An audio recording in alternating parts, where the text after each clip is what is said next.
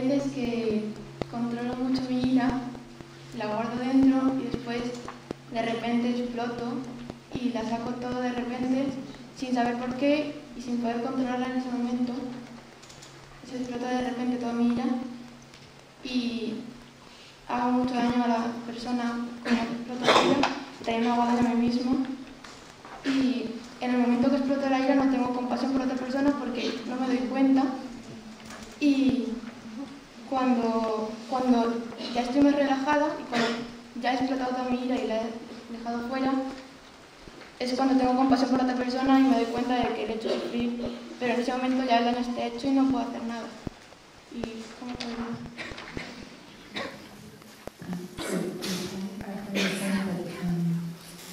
This is another question about anger, and she feels a lot of anger come out sometimes, and she doesn't want to let it come out.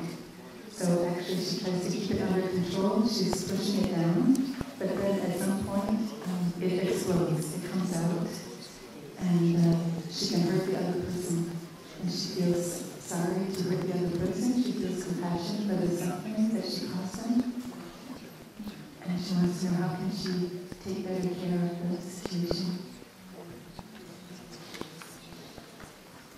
But is she capable of seeing the suffering of the other person? Est-ce qu'elle est capable de voir la souffrance dans l'autre personne? Et quand? Après l'explosion ou avant?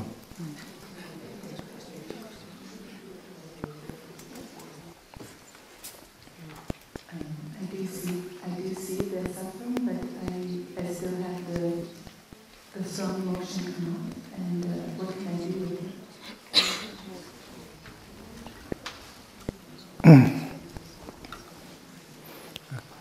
To control is not enough. To control maybe to suppress. Suppressing is not good because it's always there. You pin it down, but it's still always there. So suppressing is not good.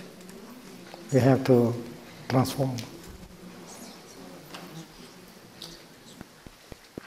And to transform, you need compassion. The only antidote for anger or violence is compassion. There is no other way. But how to fabricate compassion? How to generate the energy of compassion? That is the real question. And in this retreat we have learned that by recognizing the suffering, because suffering in that person is the cause of his action or words that can make you suffer. The anger in him water the anger in you. The violence in him water the violence in you. And that is why to breathe in and out mindfully and to look to see that the other person is victim of his own violence, his own suffering, his own misunderstanding is very important. This is the teaching of Buddha. Look at suffering and understanding suffering. When you understand your own suffering, you can understand the suffering of the other person. Understanding suffering always brings compassion, and only compassion can transform anger and violence. There are those of us who think that we can take the block of anger out of us, like to do surgery.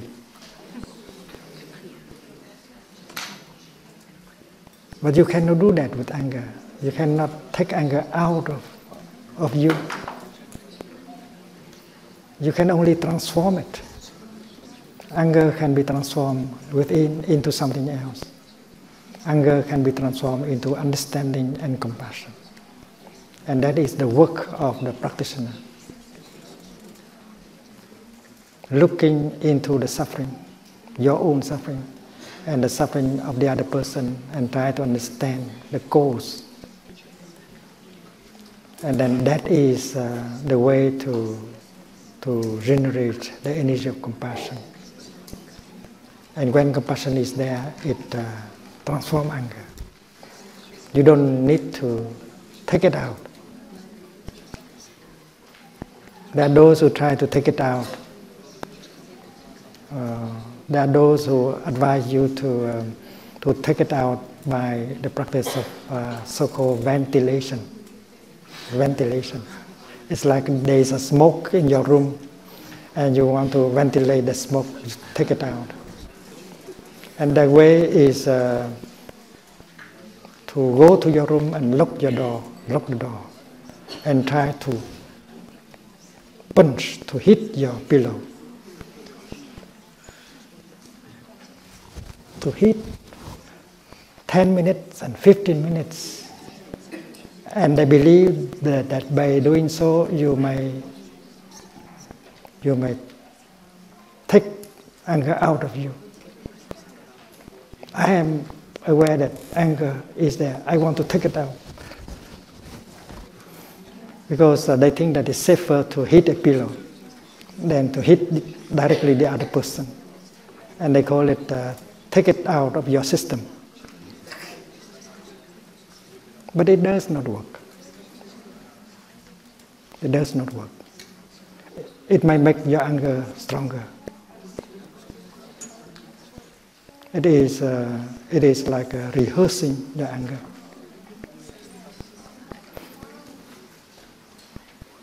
And they call it getting in touch with your anger. It's good to get in touch with your anger. The Buddha also advised us to breathe in, to go home, and to get in touch with your anger. And embrace it tenderly and look deeply into your anger. But in this practice of pounding the pillow, you don't really get in touch with your anger. You are a victim of your anger. You are not getting in touch. You are not even in touch with the pillow. Although you are hitting it. Because if you are really in touch with your pillow, you know that this is only a pillow. It's funny to hit a pillow. The pillow is innocent. So if you cannot get in touch with the pillow, you cannot get in touch with your anger. And if you continue like that, maybe one day meeting him on the street, you may like to hit directly and you get in jail. So this work does not seem to help you to get it out. So according to this practice, the practice that the Buddha recommended, you have to come home and recognize anger and try to hold it with the energy of mindfulness, called mindfulness of anger. Mindfulness is always mindfulness of something. And when I drink my tea and become aware that I am here and now drinking my tea, that is mindfulness of drinking. And when I breathe mindfully, that's mindfulness of breathing. When I walk mindfully, that is mindfulness of walking. So when I come home to myself and recognize my anger and hold my anger, anger becomes the object of my mindfulness. It's called mindfulness of anger. There are two energies.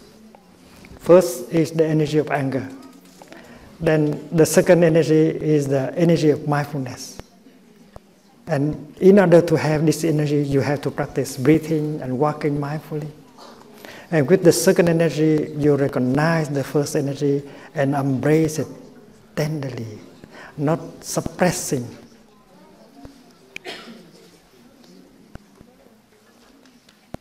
But embracing tenderly, like a mother embracing her suffering baby.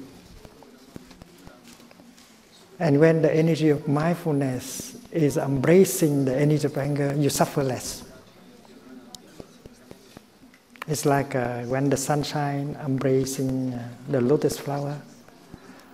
The lotus flower get the warmth, the energy in order to bloom. So when you use the energy of mindfulness in order to embrace your anger, you suffer less. You get a relief, you suffer less.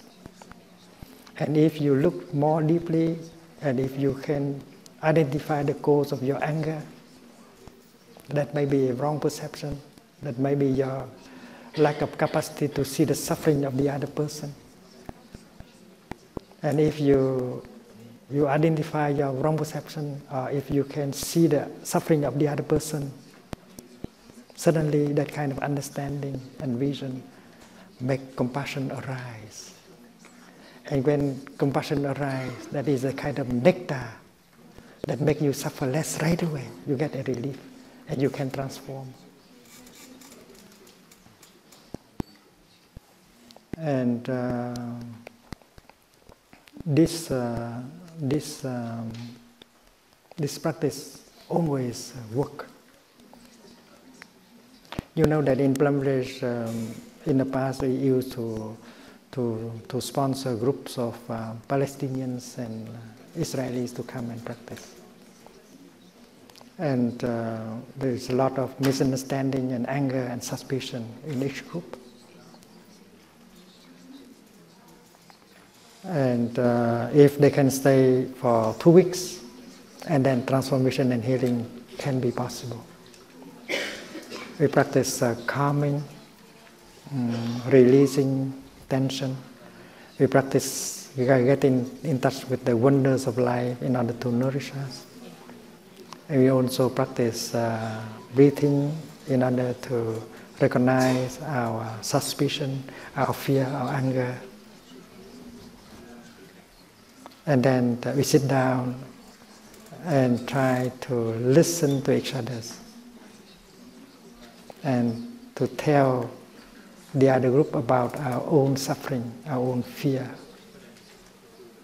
using the practice of the fourth mindfulness training, loving speech and deep listening. You can tell them everything in your heart, your suffering, your fear, your anger. But you tell in such a way that the other person, the other group of person can understand you. Help them to understand. So during the time you speak, you do not condemn, you do not blame. You just try to help them to understand how much you suffer, you and your people and your children. And that is helping them to understand your suffering. And then it will be your turn to sit and listen to their suffering. They will tell you their suffering, their fear, their anger, their despair. And you have to listen. And during the time they speak, you may notice that they have wrong perception on you.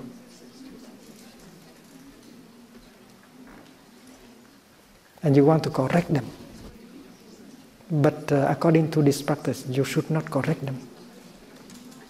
Because if you correct them while they speak, you will transform the session into a debate. That's not the practice of deep listening. You say, oh, they say wrong things because they have not seen the truth. But I have the time to help them to correct their perceptions in a few days, because they will be there for another week. So in a few days, we will have a chance to tell them, to give them the kind of information that can help them to correct the perception, but not now. Now we have to listen. Listen attentively, because listening like this is called compassionate listening. And if you know how to listen with compassion for 1 hour, they will suffer less.